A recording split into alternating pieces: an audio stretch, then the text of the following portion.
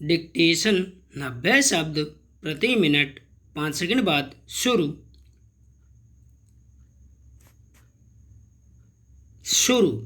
पिछले दिनों आए उच्चतम न्यायालय के ऐतिहासिक फैसले के मुताबिक अब बेटों की तरह बेटियां भी जन्म के साथ पैतृक संपत्ति में बराबरी की हकदार होंगी।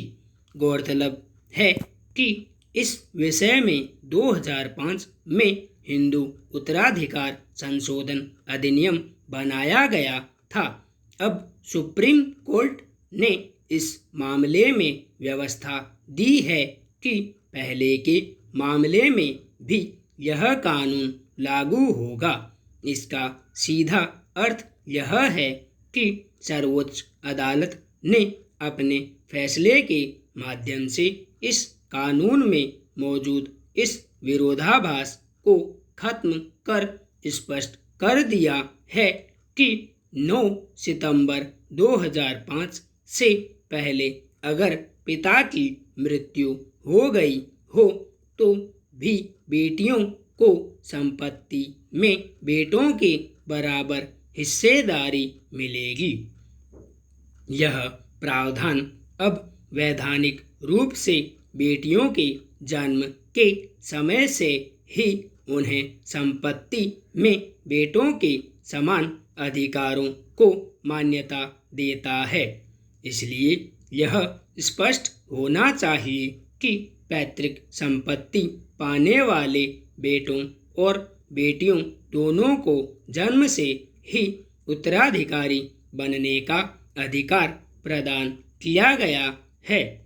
सर्वोच्च अदालत का यह निर्णय महिलाओं के प्रति लैंगिक भेदभाव की मौजूदगी वाले हमारे समाज में बड़ा बदलाव लाने वाला साबित होगा। अधिकतर परिवारों में आज भी आर्थिक मोर्चे पर महिलाएं अपनों पर निर्भर हैं। ऐसे सामाजिक ढांचे में यह न्यायिक निर्णय आधी आबादी के लिए समानता और आर्थिक सुरक्षा को पुख्ता करने की ओर एक बड़ा कदम है। यह एक कटु सत्य है कि अपनों के लिए हर परिस्थिति में स्नेह और संबल की बुनियाद बनने वाली बेटियां हमेशा एक परायेपन के भाव को जीती रही है। इतना ही नहीं, शादी के बाद उनके हिस्से आने वाले कई समझौते और शोषण के हालात की एक अहम वजह उनके पास कोई संपत्ति या आर्थिक संबल नहीं होना रहा है। इसके चलते औरतों का अपना कोई घर नहीं होता जैसी बातें किस्से कहानियों में ही नहीं, असल जिंदगी में भी देखने सुनने को मिलती रही हैं। संविधान द्वारा दिए गए समान नागरिक अधिकारों के बावजूद इस मामले में अधिकारहीन और अपनों पर निर्भर रहना जाने कितनी ही महिलाओं को असहनीय परिस्थितियों में जीने को विवश करता रहा है। ऐसे में बेटियों के लिए समानता के परिवेश और आर्थिक रूप से सशक्त बनने की सोच की शुरुआत अपने ही आंगन से हो, इससे अच्छा क्या हो सकता है।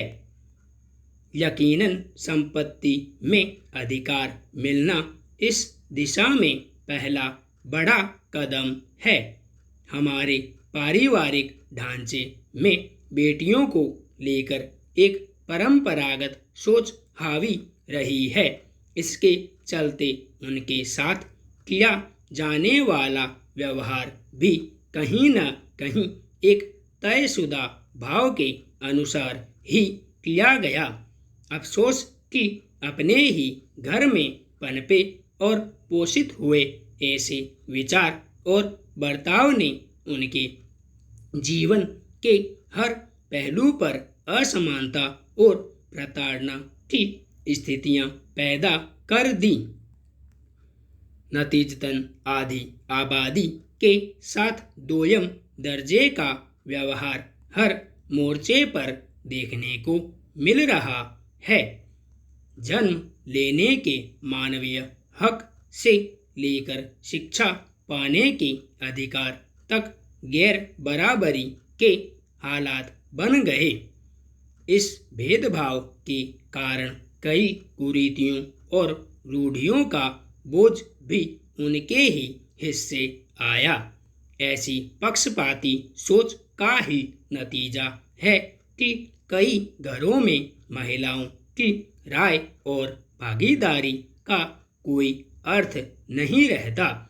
महिला हो या पुरुष, घर परिवार चलाने में दोनों की अहम भूमिका होती है, लेकिन महिलाओं की भागीदारी को न तो सराहा जाता है और न ही सम्मान दिया जाता है। संपूर्ण विराम।